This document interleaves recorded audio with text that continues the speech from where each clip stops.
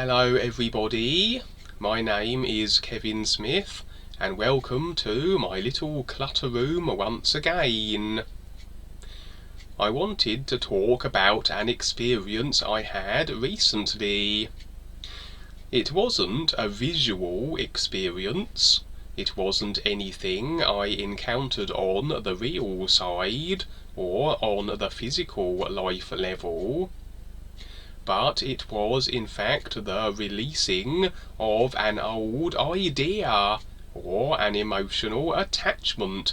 I'm not entirely sure as to which, although I would lean towards it being an emotional attachment, because as we go through the process of becoming more aware, we will start to address all these old ideas and attachments, for they are deeply rooted in our subconscious, and as we work through ourselves and all of creation, in that process we must face all of ourselves and all of creation, and as such, certain created and agreed to attachments and ideas will filter to the surface from our subconscious.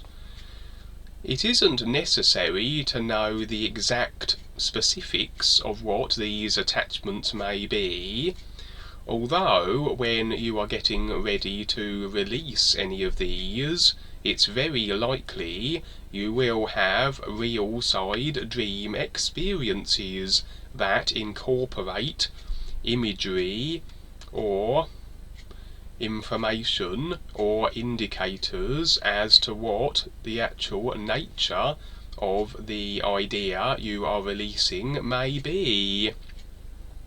Of course, if it is something deeply rooted in your subconscious that you are unearthing from even millions of lifetimes ago, the chances are the imagery may not make sense to you. I have found that during the real side experiences, yes, they are predominantly for demonstrational purposes, arenas and situations that the guides have set up to provide us with an experience and a viewpoint for which comparisons can be gleaned, and then a better recognition of the true reality of the all-is can be determined.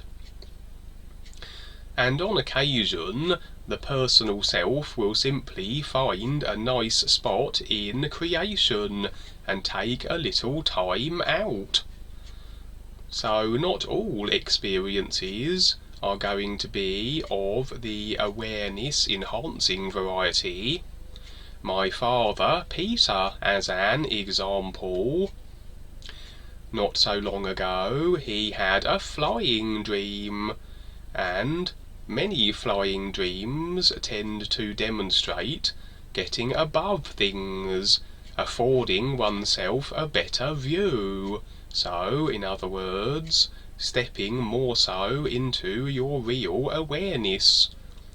But on occasion, the personal self simply likes to let off a little steam, and it's very likely then that the real self will find a lovely little spot in creation and allow the personal self to unwind, maybe even indulge a few scenarios, maybe a hearty game of tennis, or whatever the personal self tends to enjoy in order to relax and unwind.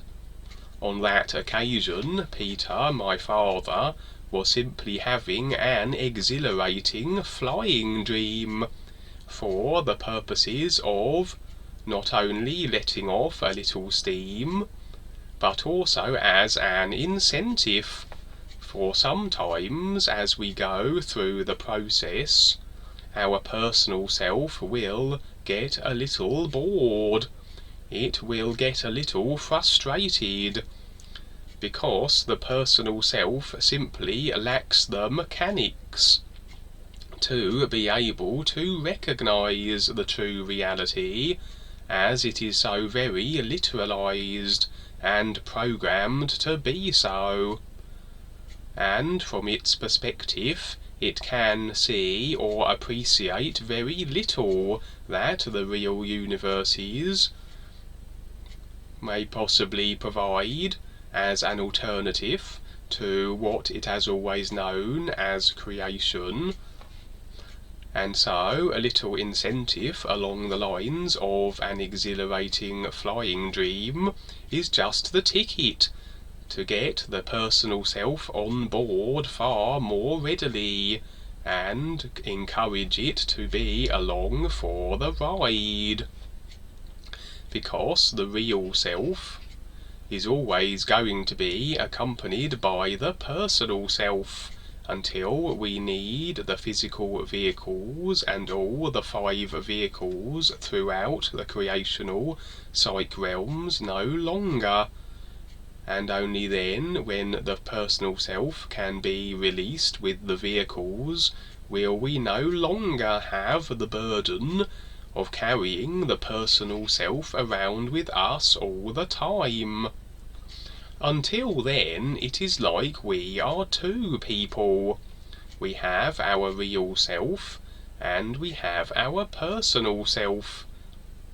And the 2 must get on board with the process, and both focus on the same goal. Otherwise we will have quite the tug of war. And really, the battle is not with the ears, the battle is not with the controllers who rule creation. The battle is always with the personal self. Once we can get the personal self on board, then the process is made far easier. One of the other incentives that I came across recently for the personal self is the prospect of the 7th level.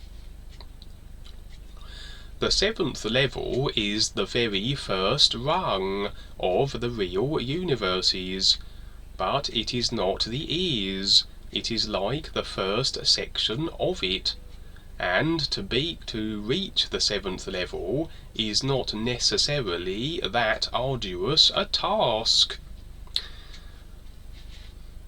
because the ears is all about a recognition, and that is a far greater journey to aspire to and to reach. However, if the emotional body and the mind are conquered, and this isn't necessarily a difficult thing, it is only as difficult as we choose to make it, determined by the extent to which we indulge the emotional vehicle and the mental vehicle over our real awareness, then we can find that reaching the 7th level is not such an insurmountable task as it would appear to be. And in fact, a lot of individuals do settle for the 7th level. It seems that in the 7th level, an individual can have and do whatever they want, and as it is in creation, many individuals reach the 7th level, and they create a little fantasy la-la land for themselves. They create whole worlds, and while away the time, having fun and doing whatever they please.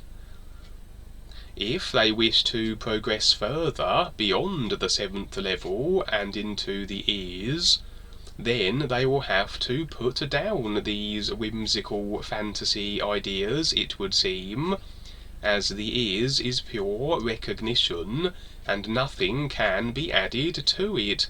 And so, if one were to enter the ears and start to create, then in theory This would be one exacting their free will, and as the is an isness, and nothing can be added to it, and if anything is added to it, therefore, it will become an obscuring filter that will make it difficult to perceive it, and then one would be out of alignment with it, unable to recognize it, and be no longer standing real with it.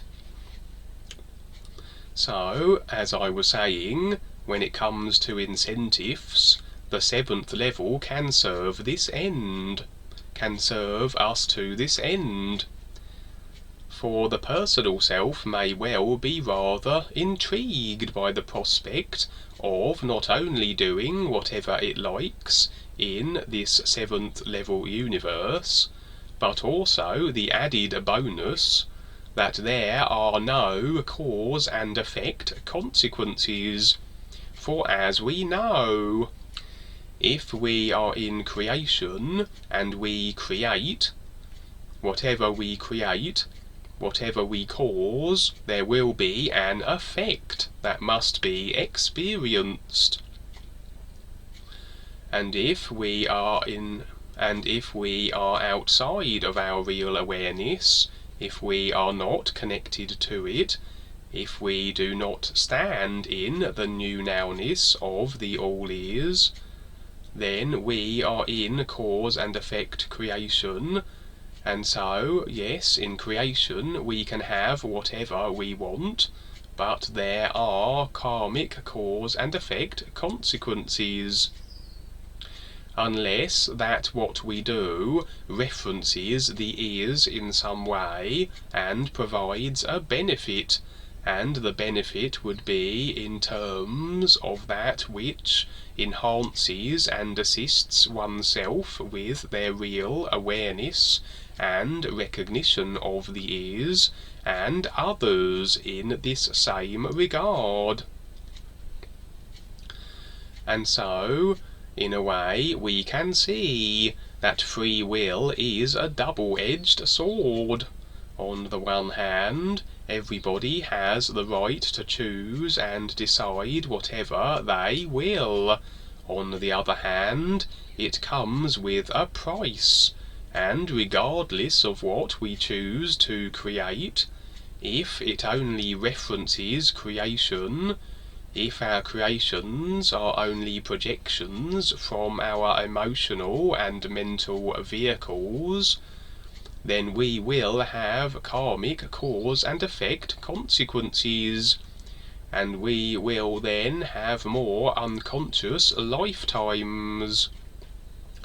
The reason why lifetimes are unconscious is because every time we go through the reincarnation process, we have no direct memory to our previous lives. Obviously, everything we have experienced is stored in our causal memory body. This is the seat of all the experiences we have ever had since we came from the is into creation initially. But we need, obviously, a degree of awareness to not only recognize that we have these vehicles, to recognize the 5 vehicles and their function, and the fact that it is the 3rd vehicle up, the causal level vehicle, that is the seat of all our previous incarnations and lifetimes. But we also would need to be able to access it. The problem with accessing information pertaining to our past lives is that if we have no awareness of it, it's very likely we will have nothing other than vague glimpses and flashbacks in our dreams. But interestingly, it seems that the Kalam god, the lizard king that rules over creation from sitting in the mental level, he is actually the one who has caused this inability to have full recollection of all our past lives. It seems this is something he has added to all the individuals reincarnating into creation. So it seems that when we pass over from the physical level onto the astral level, and then we are ready to return back to the physical level, then it seems the Kalam God designs the vehicles in such a way that we have no recollection, which of course makes it far harder for us to become more aware, as effectively we return to a new body, and once again we are initially disconnected from any awareness that we had connected to prior to our new lifetime, and our personal self must be dealt with again, and convinced and encouraged and dragged along on the process once more, assuming it even has any interest in doing so. As an example, Dwayne's daughter, Lindsay.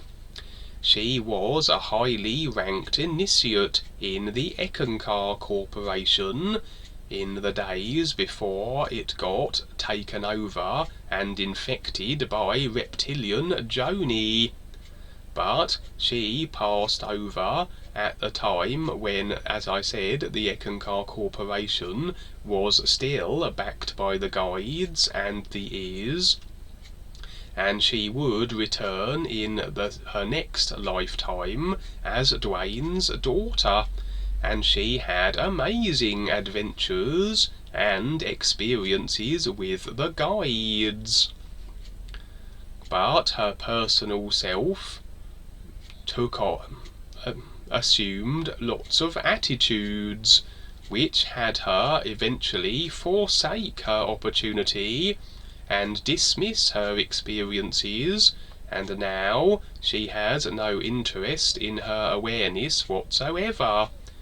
So even if you have reached a certain level of awareness when you pass over, and if you haven't gleaned the recognition necessary to position yourself beyond the domain of the Kalam God, then you may find that when you have to return to the physical level, that you will have to effectively start all over again, and there's no guarantee you even will begin the process.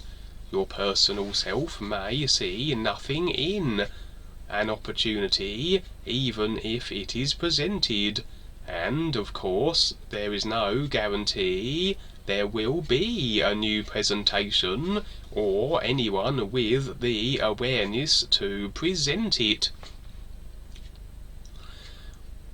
It's rather curious why anybody would want to return to the physical level at all.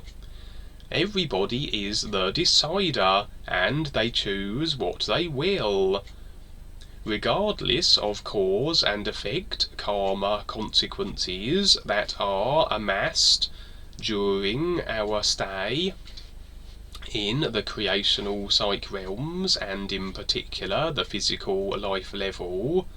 We still do not necessarily have to return to the physical level. But the problem being, when an unaware individual passes over, they will not know where they are. They will not have the awareness or the recognition to be able to go any further. They may well remain on the astral level for a time, but inevitably they will become bored. When an individual cannot expand any further, when they are stuck in this regard due to their lack of awareness and recognition, they will float back, and generally they will return to what they know, and so to the physical level they will go, usually returning amongst the same species they were before, as this is familiar to them, and so we can see it's very likely that people can remain in the same species for millions of years even, if they do not have the interest or the desire to go beyond themselves and try and experience other positions. Although the real self will position the individual as best as it is able in as many different life forms and places in the universe as possible, in order to get as many experiences and viewpoints, to eventually get to the point when an individual is ready to become more aware. Then they will be approached by a universal guide and given the opportunity. When the real guides give us this opportunity, it will be on the real side. Then it must filter through the various levels and vehicles onto the personal level, onto the physical life level and the personal self. But again, there's no guarantee the personal self will take it on. Interestingly, I find that those who dismiss the new presentation with little regard or interest are the ones who are probably least likely to take it on, who are probably least ready for the opportunity. Those who attack it most vehemently are those who are probably getting ready to accept the opportunity, as they are agitated. Something has been sparked, their real self is pestering them, and they have a tiny smidgen of awareness that knows this is so, and yet they resist it, their personal self, denying what their real awareness is telling them, and so they become agitated, and usually very aggressive towards the individual who is causing this agitation. So, if you encounter someone who is very vehement towards you, when you present the is to them, you know they are probably a few steps away from taking a look at the opportunity and the information. So, as I was saying, it's always good to have incentives. Incentives such as exciting flying dreams, something to keep the personal self enthusiastic and motivated. And as I say, the 7th life level is certainly a good leverage also to encourage the personal self. And so it's always worth keeping these things in mind. As an additional note, when it comes to the fact that our body vehicles are designed to have absent the conscious recall of our lifetimes, the Kalam God also ensures that those working on his behalf and at his behest do have recollection of their past lives, and naturally this would make sense, for as much as it is a hindrance to one's ability to become more aware by virtue of the fact they cannot readily recollect their past lives without awareness to be able to do so, the same would hold true for the controllers and the dark forces. If they have true, complete recollection of their past lives, and I imagine not all of them will be granted this, but probably the main ones, the head honchos, etc., then they will be at an advantage, and be able to carry on in the same evil vein as they did previously, without having to be briefed as to the situation and the job they are to take on.